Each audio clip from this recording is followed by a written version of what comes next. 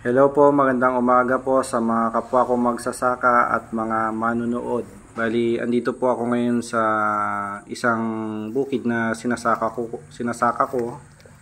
Bali, ito po yung pangatlong beses kong gumamit po ng 3G Spooliar.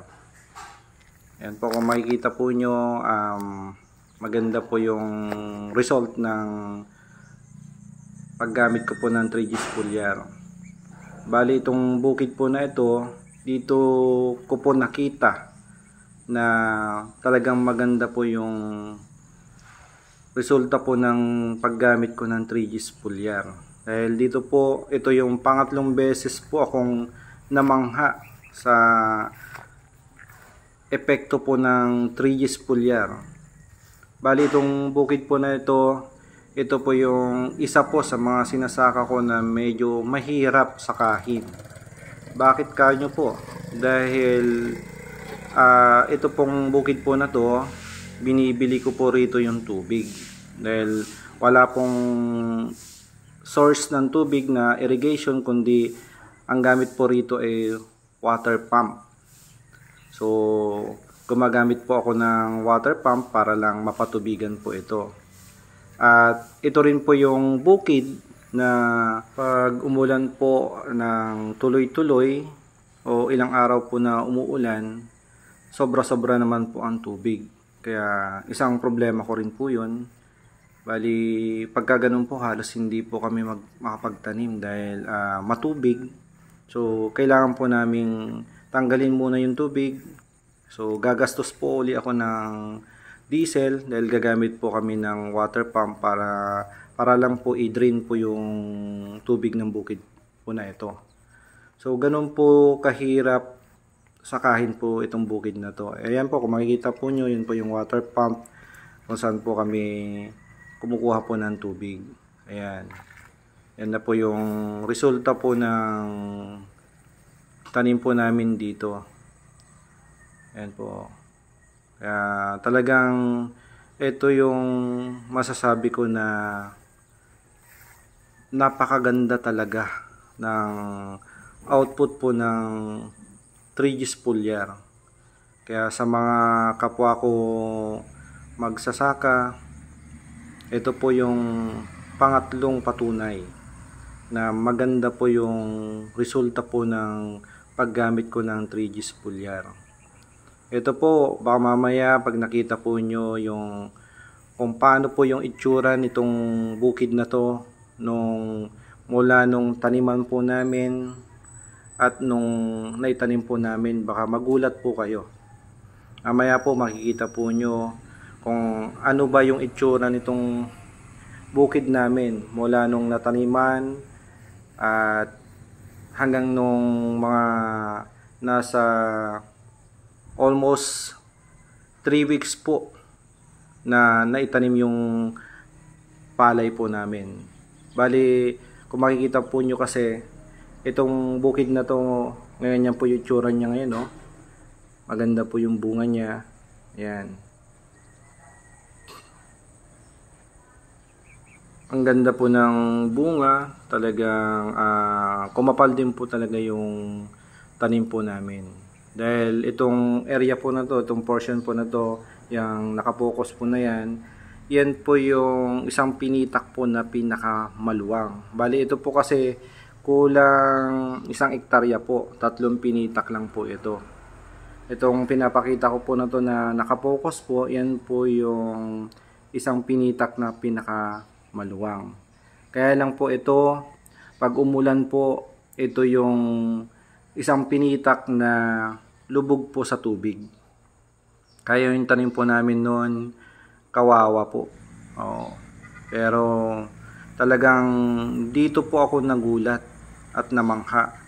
Dahil itong tanim po namin, titigan po nyo, ganyan po yung itsura po niya ngayon, ha. Yan. Halos hindi mo po makikita yung tanim mo. Sa sobrang lalim po ng tubig dahil wala pong eksitan po ng tubig po dito sa bukid na to. Pero ganun pa man po, talagang laking gulat ko po nung gumamit ako ng 3G Spooliar.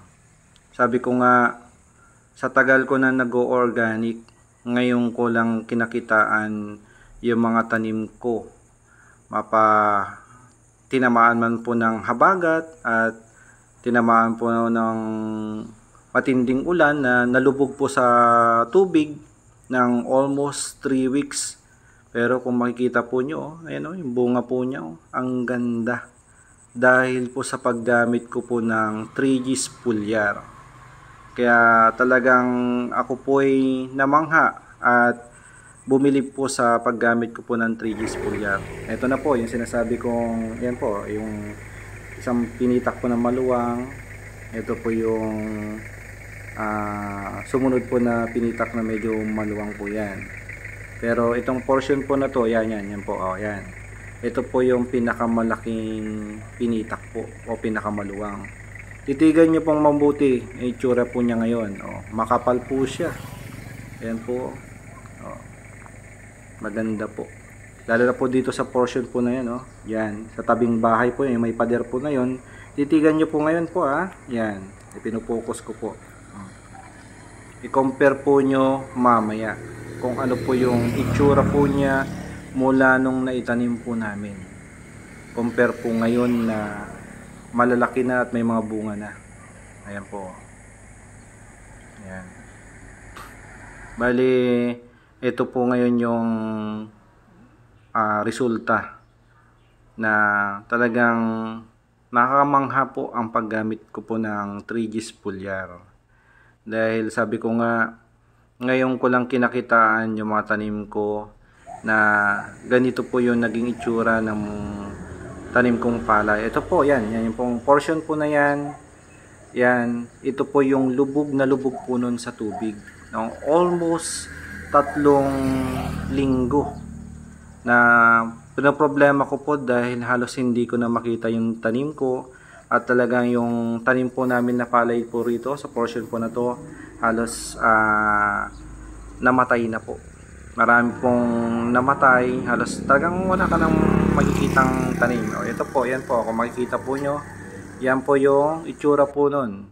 Talagang lubog po sa tubig ng ganyan po, 2 linggo na mahigit, almost 3 weeks po. Wina-water pump po namin yan.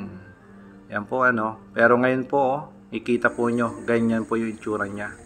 Kaya talagang ako po ay namangha sa paggamit ko po ng 3G's Foliar.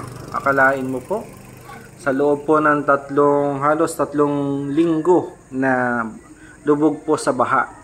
Dahil halos parang nawawalan na nga po ako ng pag-asa kung paano namin matatanggal yung tubig dahil ilang linggo ko na pong wina-water pump.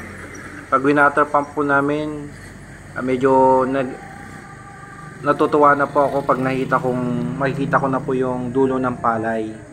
Pero wala pa pong ilang oras, uulan na naman po. Hanggang sa tuloy-tuloy po yan po na ganun po lagi ang nangyayari. Kaya pasalamat naman po ako nung napaigaan na po namin at tumigil na rin po yung matinding ulan na halos everyday po umuulan po dito sa amin noon. Pero mula nung tumigil po yung ulan, wala ng tubig, pina-sprayhan ko po ng 3G's Foliar, itong portion po na to. After 3 to 4 days, doon ko po nakita yung naging resulta na biglang kumapal po. Naka-recover po yung palay po namin at kumapal po.